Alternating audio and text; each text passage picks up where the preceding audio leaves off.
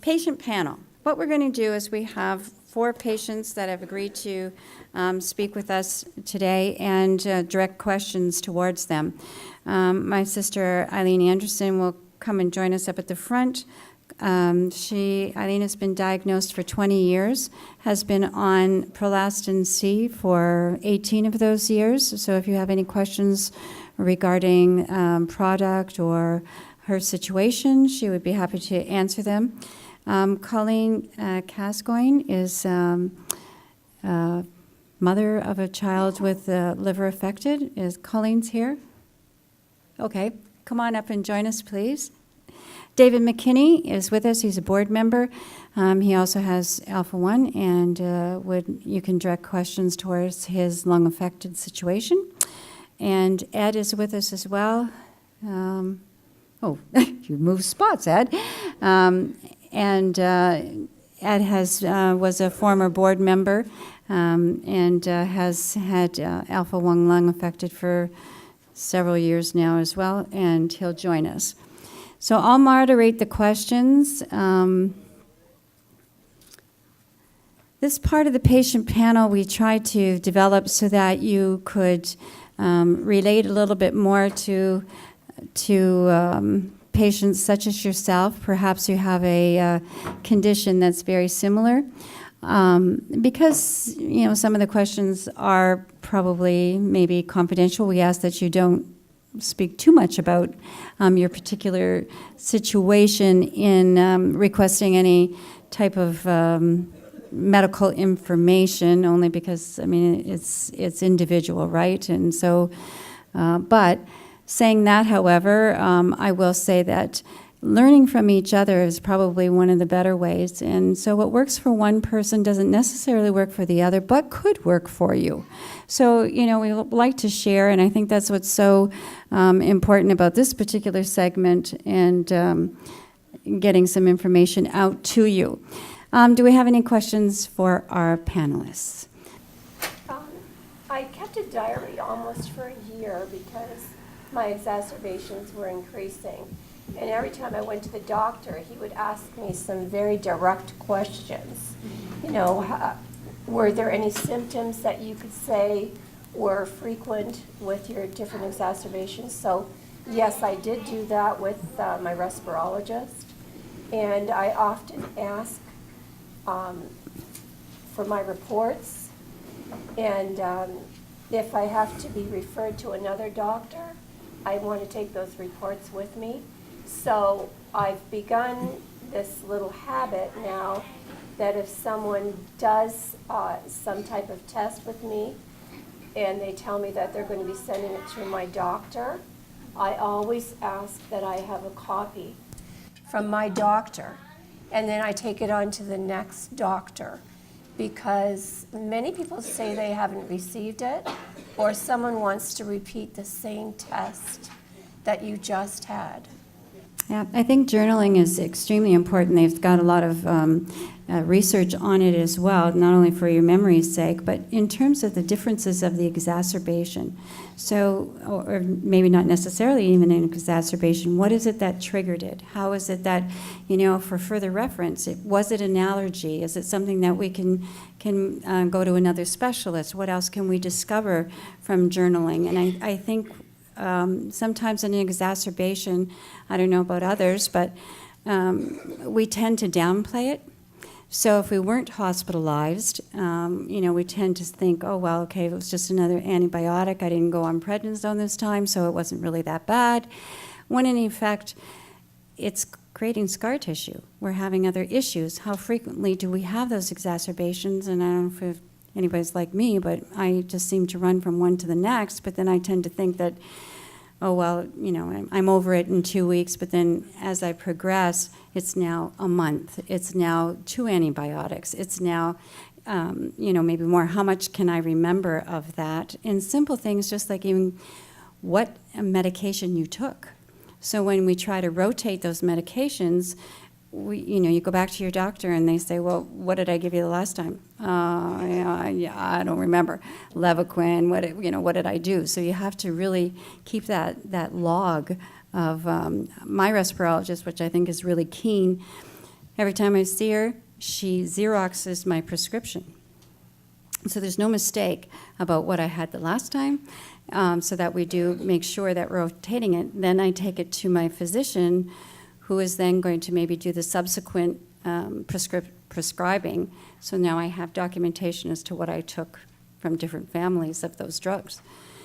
Eileen was just mentioning that there is a reference manual out called the Big Fat Reference Manual for Alpha-1. The American Association published it. Dr. Sandy Sandhouse compiled it, I guess you would say. I believe it's available online. Barbara would know better. Where would you look?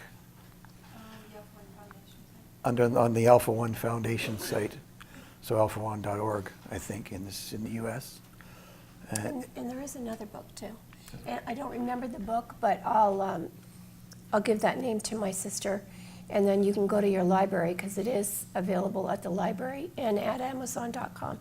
And it is a patient who did have Alpha-1, and he wrote about his struggles, and it would give you some insight. And it kind of goes in stages and explains what different patients feel like. So that might be very helpful too. Yes, thank you. Thank you, Ed, for bringing that up. I think the Big Fat Reference Guide, there's a lot of terminology in there, of course, that, and I know you're well educated on your disease, because who else is going to do it but yourselves? But again, it's a good resource tool. So please, by all means, they call it the Big Fat Reference Guide because it is. And it contains a lot of information, but I think you can research through it and find some good points. Do we have some other questions? This might not be a question. This is more or less just a communication. You did hear Linda Woon speak. I went to West Park twice. In 2005, and I couldn't believe that my doctor didn't know about this place, but I said, I've got to go somewhere. I'm in so much trouble. And he did his research and connected with the right kind of people. And I did have that wonderful opportunity of going there. I ran into trouble last year, and I know it's hard to believe now, but I was on oxygen 24/7, and that lasted a long time. And I was very frightened, and I did have the good fortune of going back a second time. And it's located just between Mississauga and Toronto, and maybe your doctors aren't aware of it, but go home and talk to your doctors about it, because it's unfair if you don't have an opportunity to go there. It will teach you a reference tool for the rest of your life. And it is so efficient that they can almost guide your problem into being something that you won't be afraid of anymore. You'll have habits that'll get you through the rough times. And the 6 weeks of being away from your family sounds like an enormous difficulty to endure, but it'll be the best 6 weeks you will ever have. And it will help you deal with the emotional stress that you have every day of the fear of where you might be when. And I can't talk to you enough about West Park, and not because I want to sell it.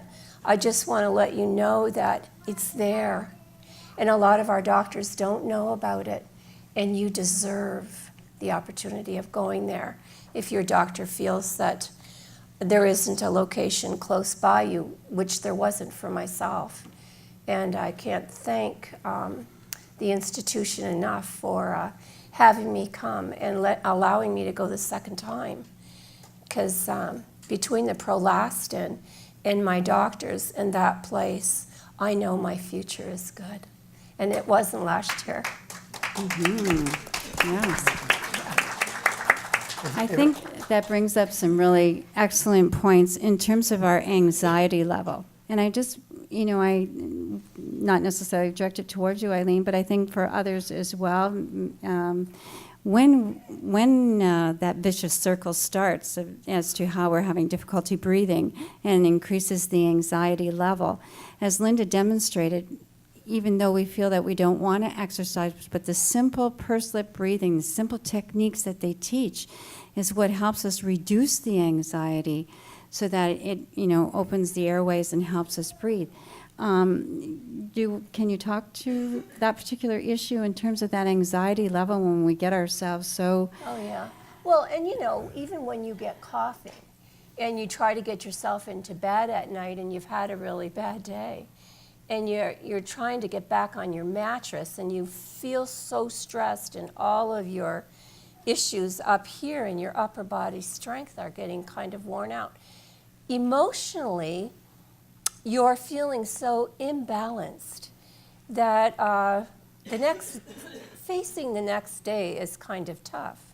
Whereas if you know these exercises and start to apply them, when you get in that, I can't breathe, oh my God, what's going to happen? Or you've got sputum that's stuck here. If you apply these techniques, you can take the fear of the crying out, because crying actually starts you coughing more and gets you more uptight. Whereas if you learn the technique and you use the exercises and you apply that every day, it becomes more routine, more habitual. And the exacerbations, even though they might come, you're far more prepared to work it through on your own and apply the techniques that you learned, and you actually can calm yourself down and go to the doctor with some composure and explain yourself far better. And I'm not going to tell you that you're not going to cry anymore, because emotionally you're working with a fear that no doctor can take away from you or help eliminate, because they don't know as much as you did. And they've never experienced what you've experienced. And the nurses that are working with you haven't probably had the experience that you're having. And you're trying to convey this to someone that hasn't felt what you felt. So learning the techniques and having the DVD that I've promised all of you to have if you're interested, and practicing it every day really will help you get more on top. And I think Ed and some of the other individuals that have had to use these techniques every day would say that even though it's been 20 years, or even though it's been 5 years, or whether you're just newly diagnosed, exercise, because it will work for you and help you gain the strength that you're missing because of your fear and because of the exacerbation, and how it works you through. And it will give you a habit that you'll be able to face yourself and not feel that you're such a burden to others.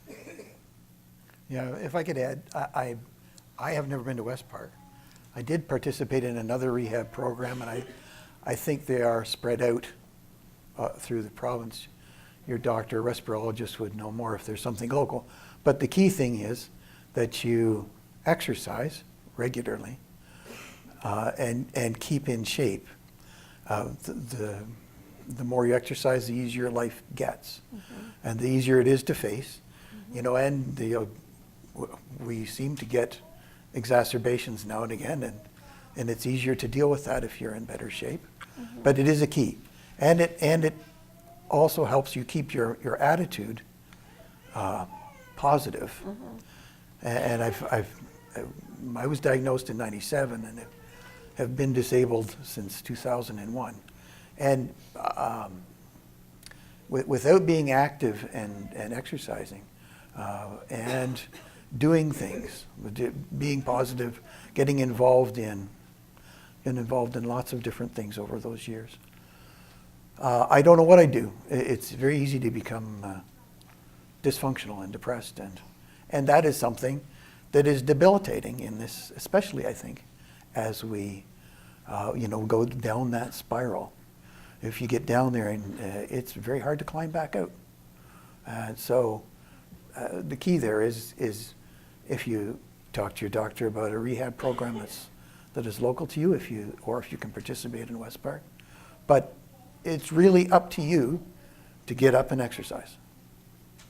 And nobody can do that for you. As Linda said, it's up to you. They can help you, they can show you techniques, but it comes down to you doing it. So. And that morning program that Linda talked about, in the breathing, just the breathing in the morning for 30 minutes, you don't have to make it 30 minutes. You can start and do it 5 minutes at a time according to the energy that you have.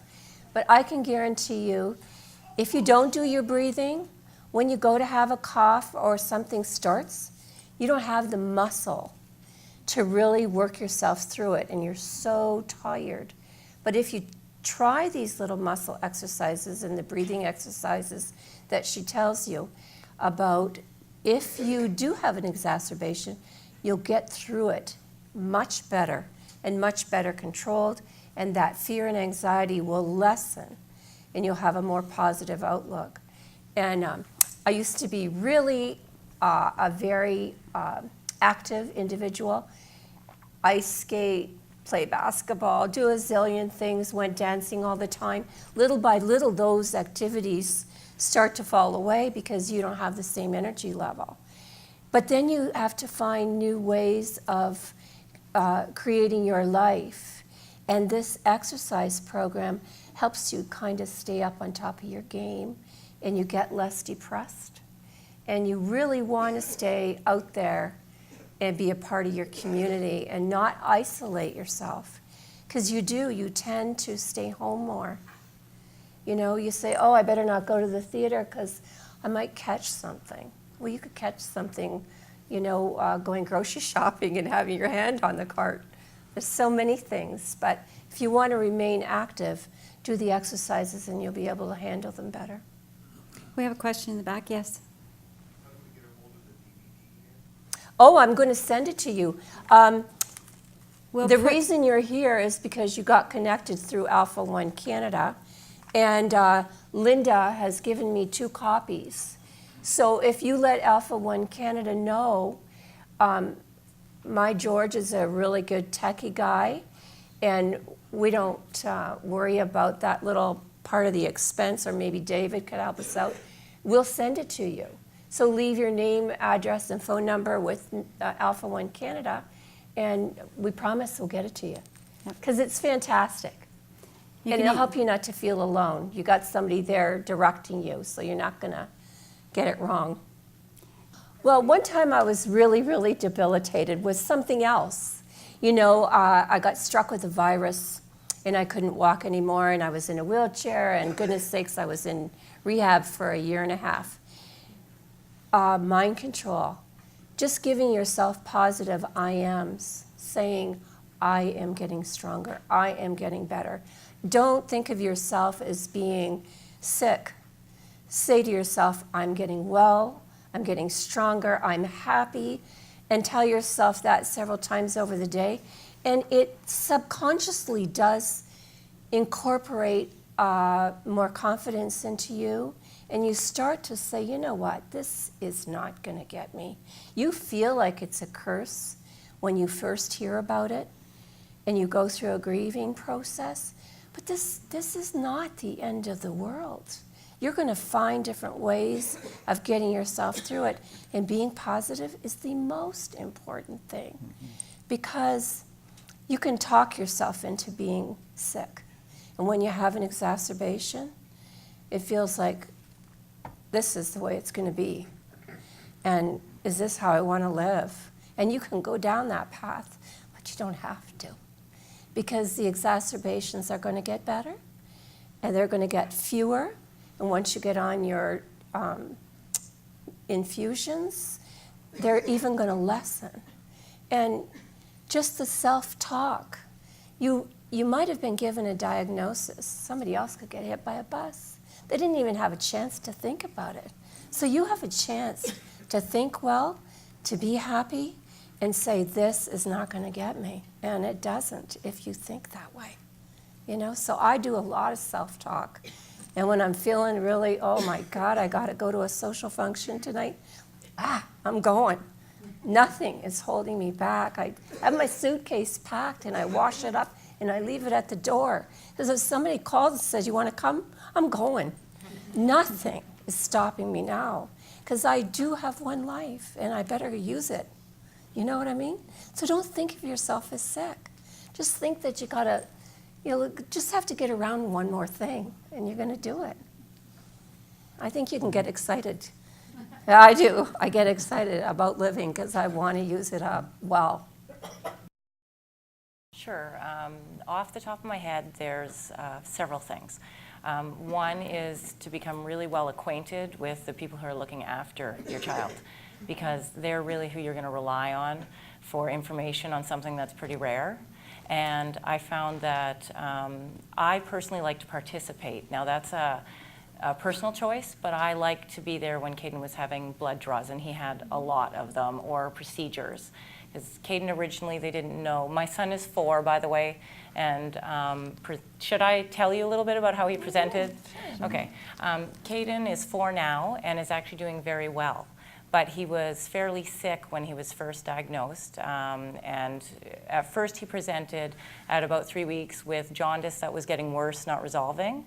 He had failure to thrive as well. He was actually starting to lose weight instead of gaining weight, despite trying to get him to eat. As you know, any of the parents out there who've had trouble with the children eating and gaining weight know it becomes an actual obsession.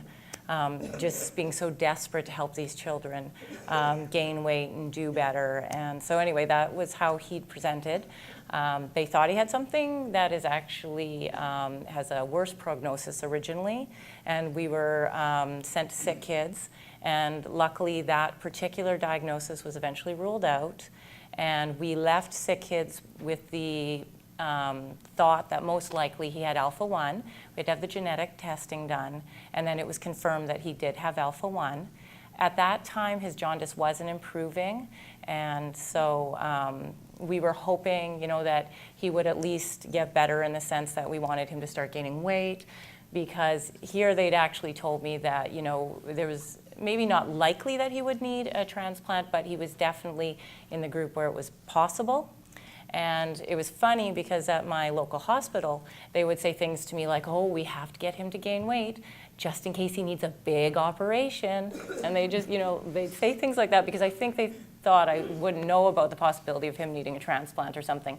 And Connie's back there. One of the things I love about Connie is that she tells it like it is, but in a very kind way and in a very positive way, which I've always appreciated. I didn't like it at home when they'd try and, I guess, somehow cosset me by saying things like, oh, he might need a big operation, when I really knew what they meant.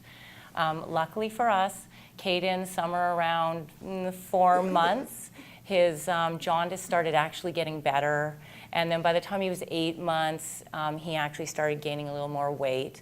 Caden has scarring in his liver, so he definitely has liver disease, and his liver enzymes will never be normal, but they're his normal, and his jaundice, the indicators of his jaundice are now normal, and we're really pleased with that. And so his prognosis just kept getting sort of better and better. Originally they said, well, maybe now it was likely he wouldn't need a transplant before he was 2, and then it became, maybe now not till, later childhood, maybe not ever, and now we're at the stage where we just have to wait and see what happens with him. Hope he doesn't have any big serious viruses or anything that's hard on the liver, and we're doing our best to keep him as healthy as possible. I'm sorry if that was too long. Not at all. Okay. Don't apologize. Are you interested in what we do specifically? Okay, these are sort of personal choice things, because the thing I found about what Caden has is there's not a lot you can do for medication or what have you, because the fact is that they have too much antitrypsin in their liver, and there's no way for us to get it out. So what I've tried to focus on is trying to make our environment as healthy as possible for Caden, and it makes me feel better because I feel like I'm doing something. Whether it is actually doing something or not, I'm sure could not be scientifically attested to, but Caden does very well. So the first things we did were we tried to pretend he has asthma almost. So we got rid of all of our flooring that would collect dust or contaminants, and we went to smooth flooring. We installed an HRV in the house, which changes the air in the house frequently. We made sure that everybody who would care for him knew that we didn't want him being exposed to anything airborne that's bad for your lungs, like even hairspray or, if his babysitter was painting her house, I removed her from the environment, removed him from her environment for a while. Because my theory is if we can try and keep his lungs as healthy as possible now, then I'm really hoping it improves his odds for future. And then I try to feed him organic food as well as much as possible, because I hope that helps his liver to have less to process. We definitely avoid giving him medications unless, of course, it's necessary. And he has a great attitude. He's 4 now, so we talk to him. He's aware that he has something going on. He knows it's his liver. He knows he's a little different than the other kids because he has blood work done, twice a year. And we talk about chemicals and not being around chemicals and things like that. But what we try to reinforce is that he has a healthy body that's compensating for something that goes on inside of it that, makes it harder for him to be healthy. And we always talk to him about, how strong he is and how healthy he is. And he's even internalizing that now because he'll talk to us when he's getting better from a virus or something about how his body is fixing itself. So again, these are things that I don't know statistically if they make a difference, but it makes me feel better to do those things. And again, the only thing that I really go back again to is really know your care team and try and be involved as much as possible in looking after. And I kept a journal as well. I have this little book, I still have it, from when we were diagnosed in Thunder Bay, not diagnosed, but when we were identified as having a problem. I kept track of what the doctor's names were, what they said. He was given medication, but most alpha-1 patients wouldn't be given this medication. It was for something else. Kept track of all of that. And it was a really good way to get to look back when I would get confused about something and think, well, what did they say, or what date was that, or what was his weight, or his bilirubin numbers. So I actually strongly recommend for parents as well keeping a journal of some type. So I hope that was helpful, but that it was our experience that hopefully things get better. I could just add something. I think the way you described your dealing with your child, saying that he has a really strong body, and that's helping to solve a little problem, helps him to have a good self-image, and later that's going to be a real benefit to him. It's called a heat recovery ventilator. There's probably a less expensive version that's called an air exchanger. The idea is instead of just leaving the air static in your house and the only new air that comes in comes from, like, say, opening a door or what have you, that you're actually having fresh air that is brought into the house.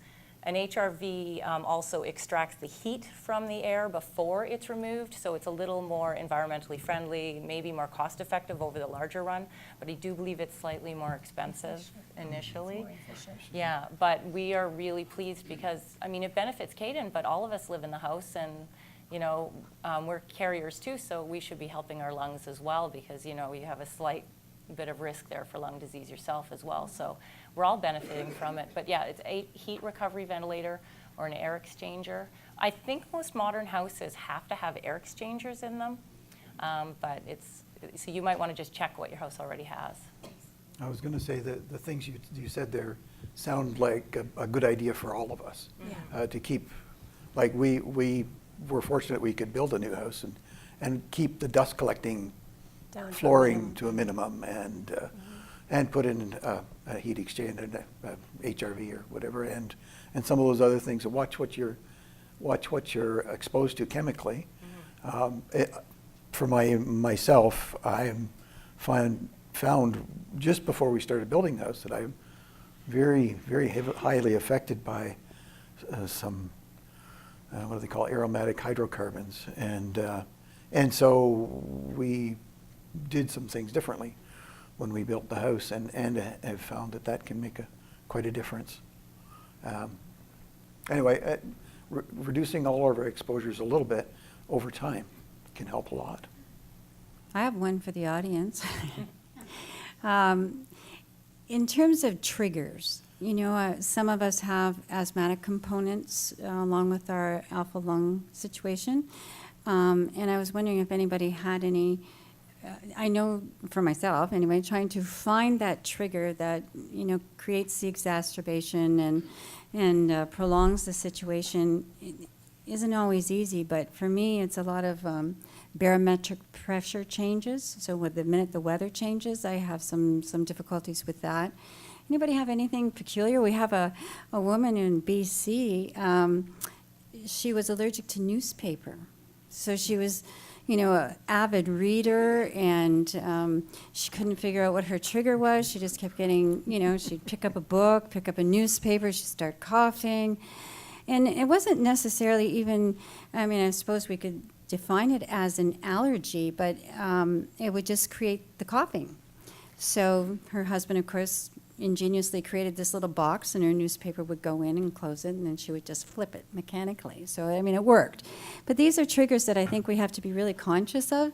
And what is it that starts that continuous cough and gets us into trouble?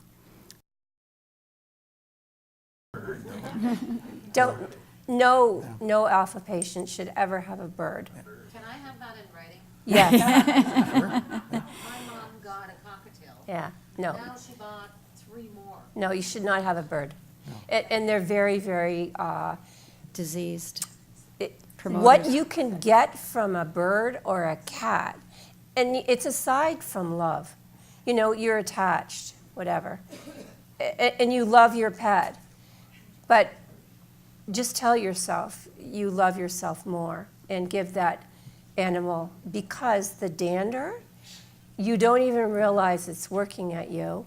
And I had a bird, and when I told my respirologist I had a bird, yeah, he had a bird.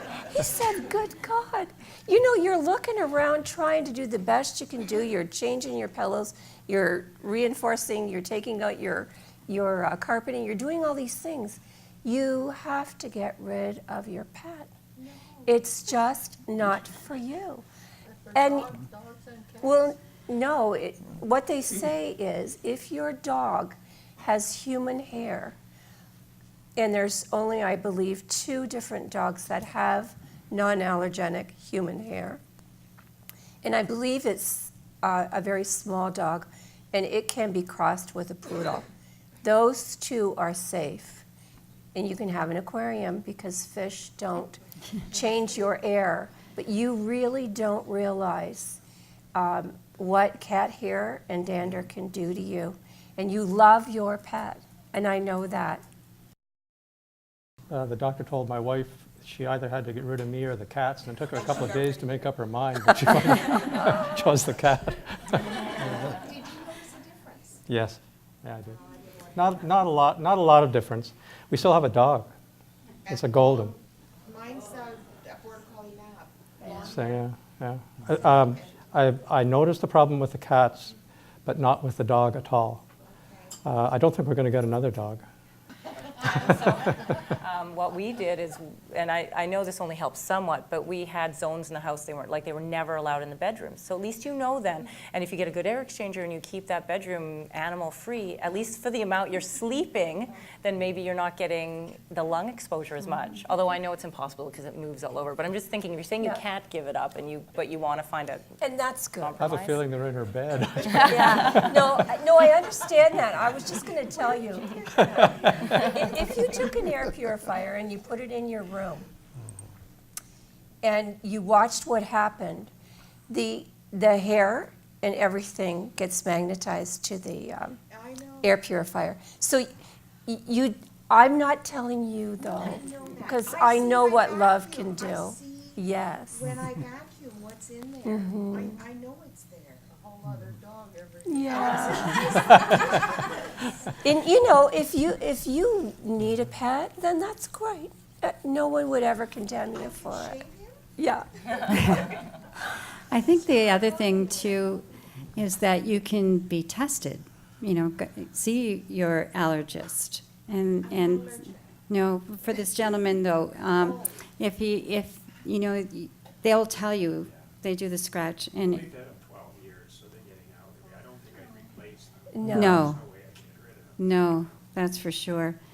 I think too, sometimes, they're there and we're petting them more and that creates the dander. I mean, it's certainly something that you want to do, but unfortunately, maybe just having them beside you as opposed to constantly petting them raises the hair and the dander, so. I think what happens too is if your animal goes outside, they bring in the pollens and everything on their paws.